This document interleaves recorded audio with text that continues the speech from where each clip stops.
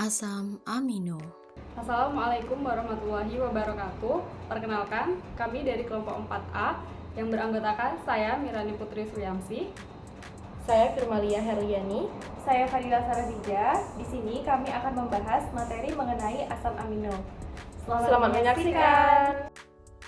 Tujuan pembelajaran pada materi ini adalah mahasiswa mampu menerapkan pemikiran logis, kritis, sistematis, inovatif dalam konteks peranan asam amino dalam kehidupan sehari-hari. Adapun bahan yang digunakan pada materi ini adalah telur, daging ayam, tempe, dan susu. Prosedur proyek. Pertama, pahami materi konsep asam amino. Kedua, tentukan bahan pangan yang akan dijadikan sampel. Yang ketiga, dokumentasikan bahan pangan. Yang keempat, lakukan pengeditan video dengan baik dan menarik.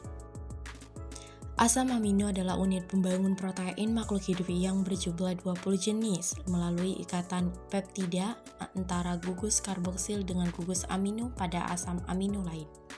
Asam amino dapat dilambangkan dengan 3 huruf atau 1 huruf. Gugus fungsional yang terikat pada asam amino yaitu gugus karboksil, gugus amino, dan gugus alkil.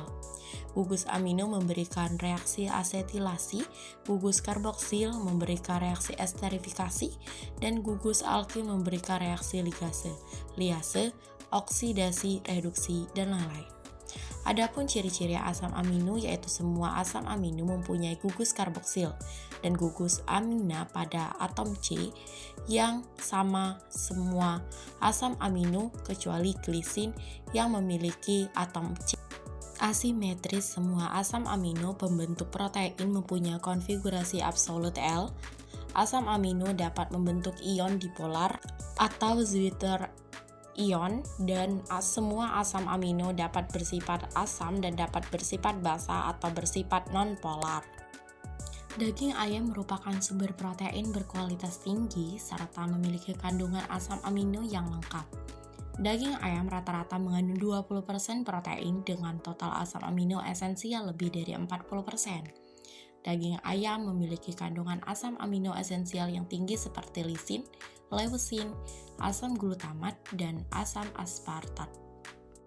Protein susu merupakan kelompok molekul yang sangat heterogen terdiri dari 5 kategori yaitu kasein, protein whey, protein globul lemak susu, enzim, dan protein minor lainnya. Protein susu, terutama kasein dan whey, mengandung semua asam amino esensial dalam jumlah optimal serta sumber peptida bioaktif yang sangat vital.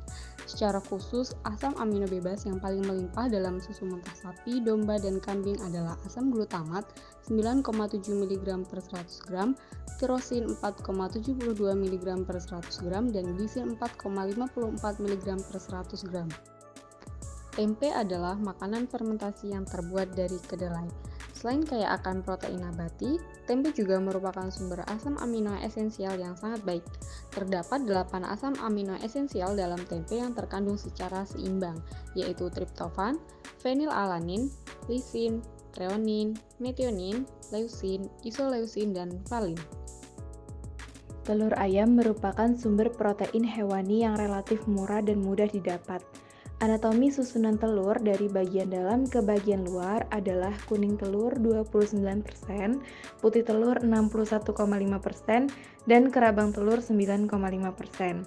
Protein telur mempunyai mutu tinggi karena memiliki susunan asam amino esensial yang lengkap, sehingga dijadikan patokan untuk menentukan mutu protein dari bahan pangan yang lainnya. Bagian telur yang banyak mengandung protein adalah bagian putih telur atau albumin. Putih telur merupakan protein albumin yang mengandung 18 asam amino, di antaranya isoleusin, leusin, lisin, metionin, sistein, fenilalanin, tirosin, treonin, triptofan, valin, alanin, arginin, glisin, histidin, prolin, dan serin. Asam amino adalah unit pembangun protein makhluk hidup yang berjumlah 20 jenis melalui ikatan peptida antara gugus karboksil dengan gugus amino pada asam amino lain. Dalam kehidupan sehari-hari, asam amino dapat ditemui di beberapa bahan yang mengandung asam amino, di antaranya ada daging ayam, telur, tempe, dan susu. Sekian materi yang dapat kami sampaikan mengenai asam amino. Kami akhiri. Wassalamualaikum warahmatullahi wabarakatuh.